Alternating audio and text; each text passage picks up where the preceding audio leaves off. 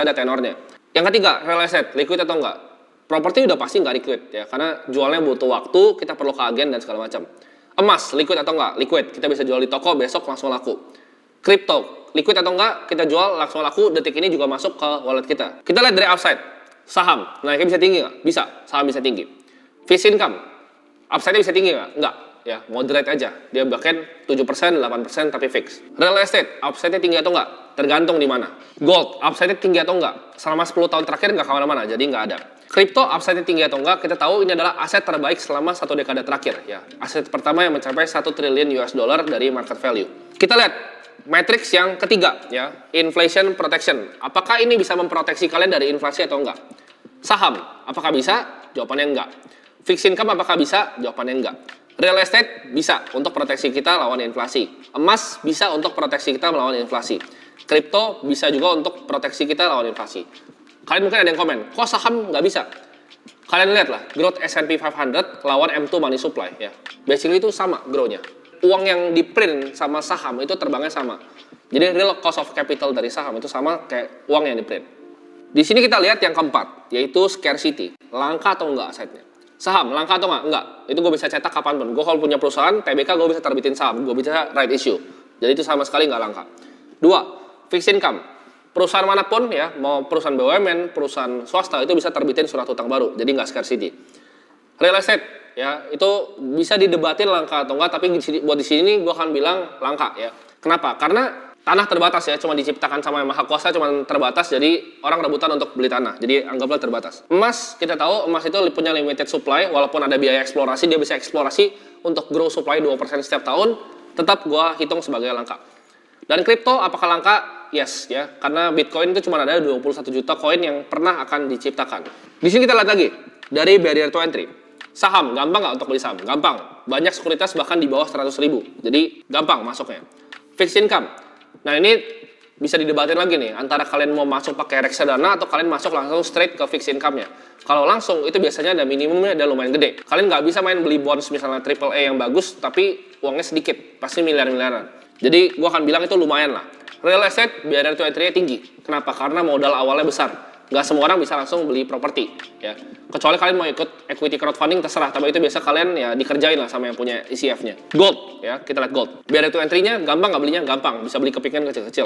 Atau bahkan digital. Crypto gampang nggak belinya? Gampang. Tinggal buka exchange. Ya. Jadi kita evaluasi asetnya benar-benar objektif.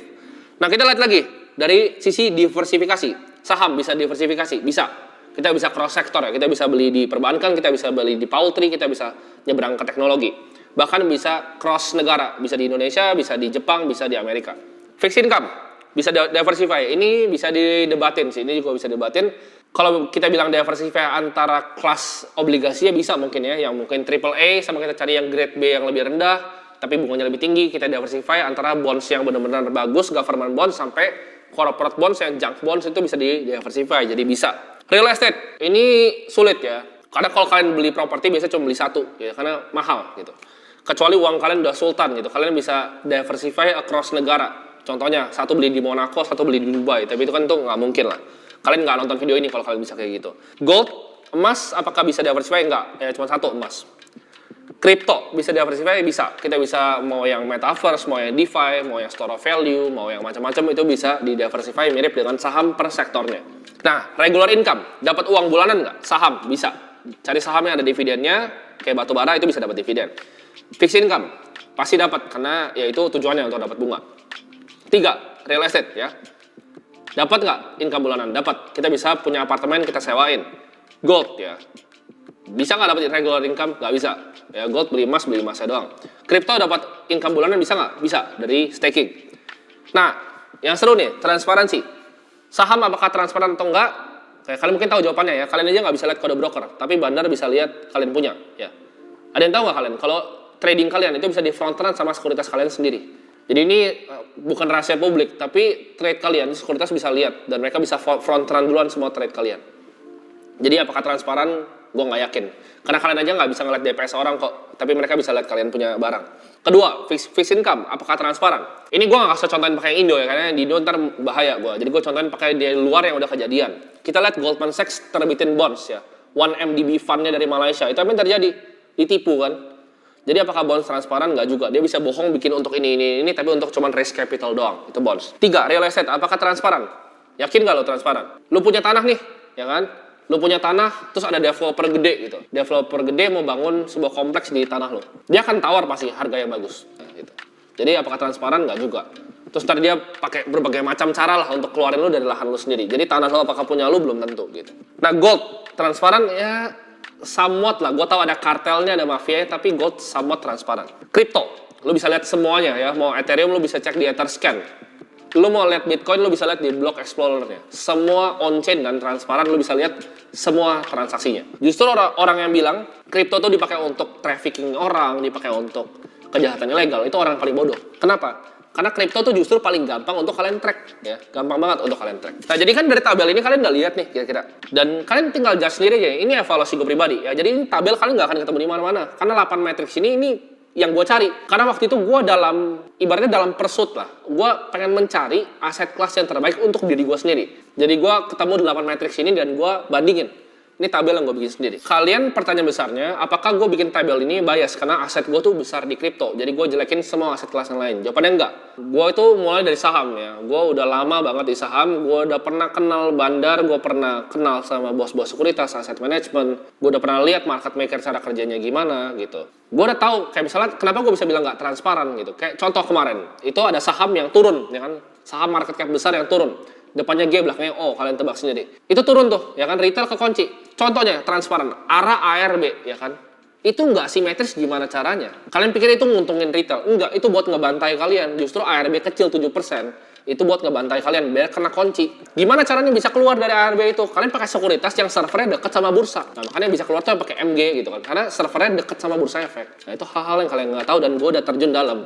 Jadi, gue ngomong aset-aset ini bukan berdasarkan cuman view dari luar, ya, bukan gue cari di Google, tapi ini pengalaman pribadi gue. Kita ngomong obligasi, ya, gue udah pernah beli obligasi yang miliaran, gue udah pernah coba trading bahkan obligasi, ya, karena gue kurang suka karena returnnya kecil, itu preferensi. Banyak yang suka obligasi karena itu aman dan returnnya kecil. Kalau gue nggak suka return yang kecil.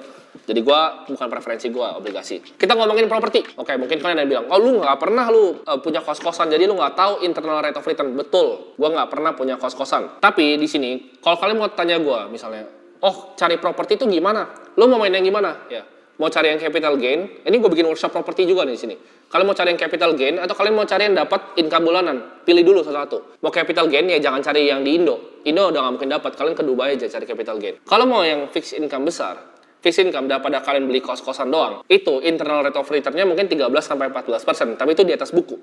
Tapi kalau kalian mau real return, kalian cari misalnya apartemen yang low class, dan kalian cari yang yieldnya tinggi. Oh, tapi kan apartemen yieldnya 2-3% kalau di Indonesia. Bisa cari ya. Ini langsung aja buka di OLX, Puri Parkview itu 300-400 juta. Kalau misal kalian buka di Jendela 360 atau di tempat sewa lain, itu harga sewa per tahunnya. Studio yang 20-an meter gue lupa, itu hampir 9% yieldnya. 9-10%. Lo tinggal beli aja tuh apartemen. Ini gue kasih cheat sheet yang gak usah ikut workshop.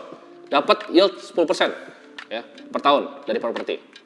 Kalau kalian mau 15, jangan main di yang hunian doang ya. Kalian bisa main di tempat contohnya mau 15%, kalian bisa bikin office space ya kan, bikin tempat jadi bar atau jadi yang lain. Jadi propertinya dikembangin jadi F&B, jadi bar. Apakah gua ada investasi di properti? Ada, tapi gua nggak bisa disebut sini.